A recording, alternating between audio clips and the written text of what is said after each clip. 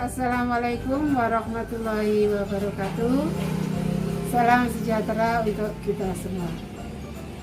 Anak-anak ibu yang ibu sayangi, sampai hari ini kita belum bisa bertatap muka secara langsung karena kondisi yang semakin kurang baik. Wali kota kita bahkan menerapkan untuk minggu ini pembelajaran dari rumah atau bekerja dari rumah yang biasa diistilahkan dengan WFH, work from home. Jadi belajar dari rumah. Tidak apa-apa, yang penting tetap sehat dan tetap semangat. Pada pertemuan kali ini, pertemuan sesi kita yang kelima, kita akan membahas tentang simpulan teks atau bacaan atau wacana.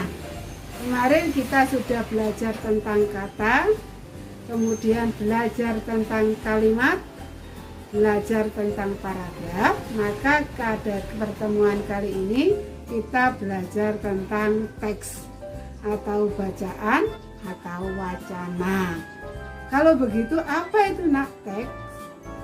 Teks itu atau wacana itu atau bacaan itu terdiri atas beberapa paragraf.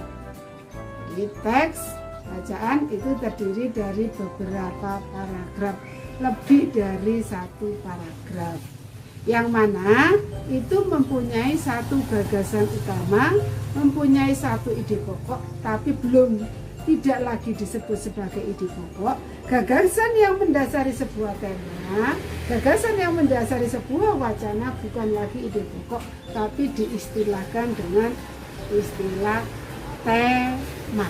Apa tema? Ide pokok yang mendasari sebuah teks atau sebuah wacana atau sebuah bacaan.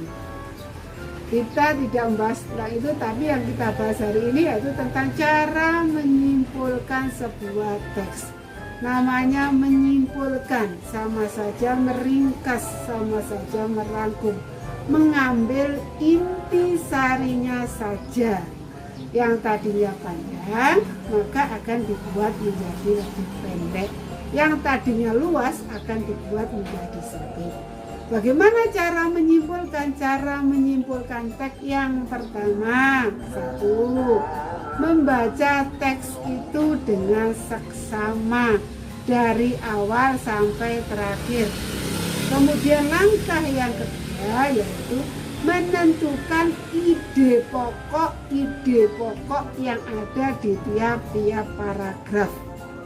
Dan langkah yang ketiga, membuat kesimpulan berdasarkan ide pokok dari tiap-tiap paragraf.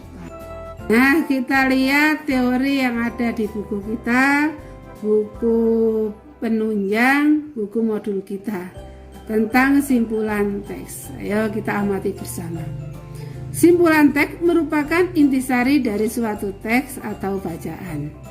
Agar dapat menyimpulkan bacaan atau teks, kita harus membaca teks tersebut dari awal hingga akhir.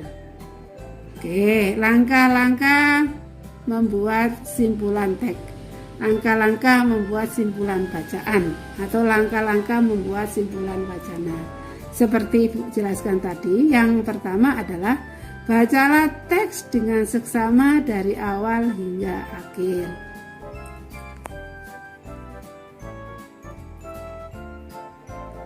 Nah, ini langkah kita yang pertama, membaca teks dari awal hingga akhir.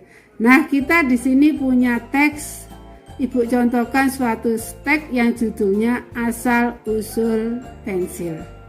Kita baca, kalian baca dengan seksama dari paragraf yang pertama, paragraf yang kedua, paragraf ketiga, paragraf keempat, paragraf kelima, paragraf keenam, dan paragraf yang terakhir yaitu paragraf yang ketujuh. Jadi kalian sudah baca teksnya tadi yang judulnya Asal Usul Pensil, yang ternyata terdiri dari 7 paragraf. Nah, Sekarang langkah yang kedua. Apa langkah yang kedua?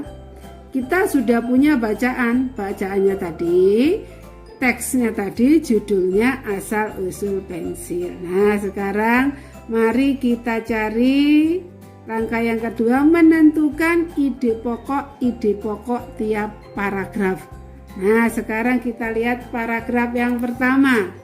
Ibu bacakan. Pernahkah teman membayangkan bila sekarang ini tidak ada pensil? Tentu, kita masih seperti zaman dahulu. Orang menulis dan menggambar dengan cara menggoreskan sepotong kayu atau jari tangan pada tanah, lumpur, atau hamparan pasir. Dari teks yang pertama, teks tadi itu paragraf yang pertama sudah kita baca. Kita dapat melihat bahwa kalimat utamanya ada di kalimat yang pertama. Artinya ide pokoknya dari paragraf yang pertama ini adalah ada di kalimat yang pertama, yang bisa kita singkat menjadi, pernahkah kamu membayangkan bila tidak ada pensil? Itu ide pokok paragraf yang pertama. Sekarang ide pokok paragraf yang kedua. Untuk membuat tanda atau tulisan, orang zaman dahulu menggoreskan ujung pisau pada batang pohon atau pada tanah liat. Teknik lain menulis dan menggambar, tepatnya menggoreskan pada selembar pelat timah, tembaga, atau logam lunak.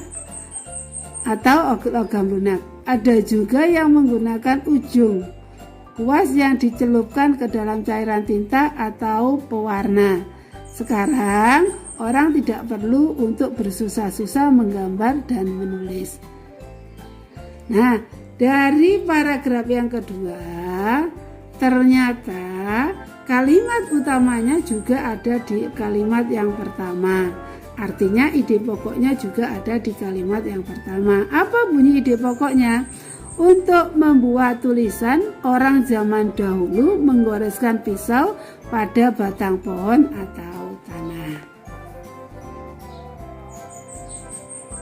Paragraf yang ketiga. Sejak ditemukan pensil, orang dengan mudah menulis atau menggambar. Kata pensil berasal dari bahasa Latin penicillus yang artinya ekor kecil karena bentuknya memang seperti kuas kecil. Di paragraf yang ketiga sama dengan di paragraf yang pertama dan yang kedua, kalimat utamanya ada di kalimat yang pertama.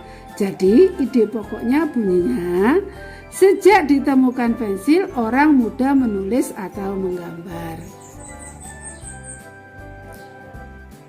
Paragraf yang keempat. Pensil yang kita kenal sekarang terbuat dari bahan yang berwarna hitam. Dapat kita temui di mana-mana. Pensil adalah sebuah alat tulis berbentuk batang berwarna hitam dan dilapisi kayu di bagian luar. Bahan yang berwarna hitam itulah adalah grafit. Nah, untuk paragraf yang keempat, kalimat utamanya ternyata tidak ada di awal kalimat, tetapi ada di akhir paragraf.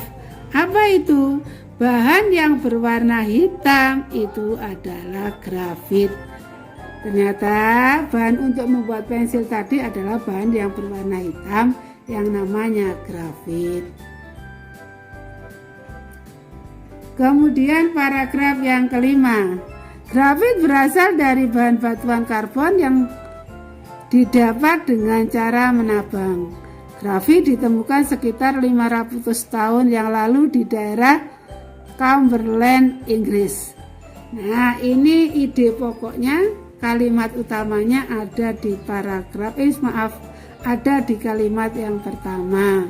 Jadi ide pokoknya bunyinya, grafit berasal dari batuan karbon yang ditambang. Sekarang paragraf yang ke-6. Orang pertama yang menggunakan hasil tambang grafit sebagai bahan pensil adalah keluarga Faber yang tinggal di Jerman. Keluarga ini mulai usaha pembuatan pensil grafit pada tahun 1760.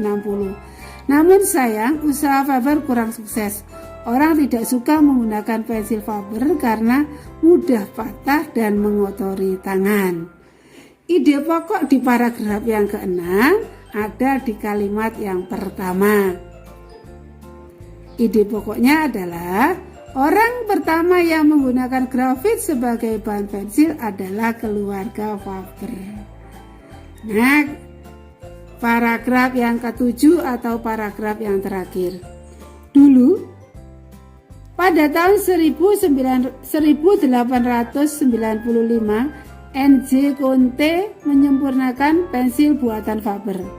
Agar pensil tidak mudah patah, grafit dicampur dengan air dan tanah liat, lalu dicetak kecil-kecil panjang.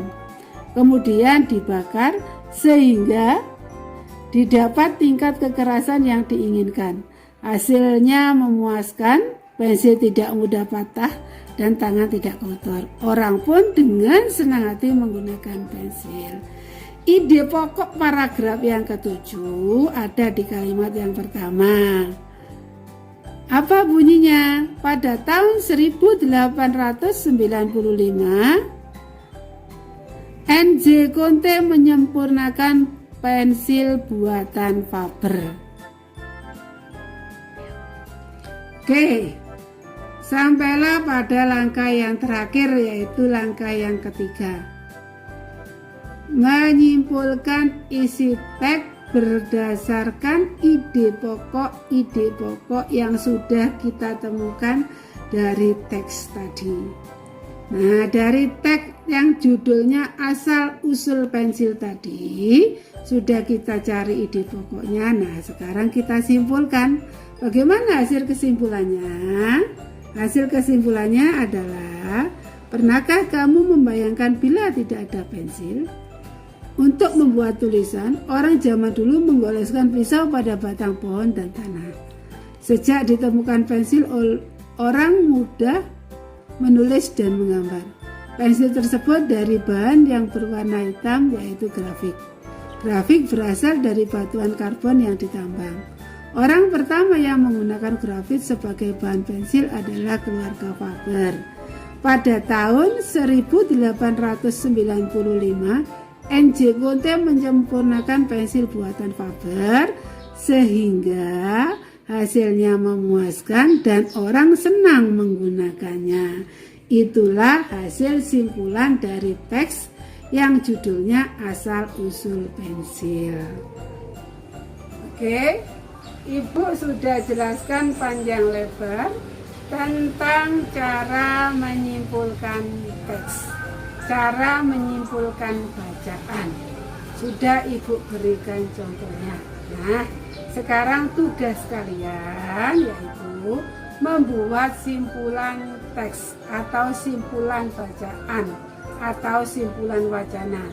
Dilihat di buku modul bahasa Indonesia, kemudian dibuka halaman 48. Di situ ada sebuah wacana yang judulnya burung merpati. Tugas kalian yang pertama, membaca teks burung merpati dari awal sampai akhir. Setelah itu, menentukan ide pokok yang ada di buku di wacana burung merpati. Ini ada berapa paragrafnya? Ada 1, 2, 3, 4, 5, 6. Ada 6 paragraf. Jadi kalian harus menentukan 6 ide pokok. Langkah yang ketiga, dari ide pokok yang 6 tadi, kamu simpulkan menjadi sebuah simpulan teks. Mudah-mudahan kalian paham, kalian mengerti. Selamat mengerjakan.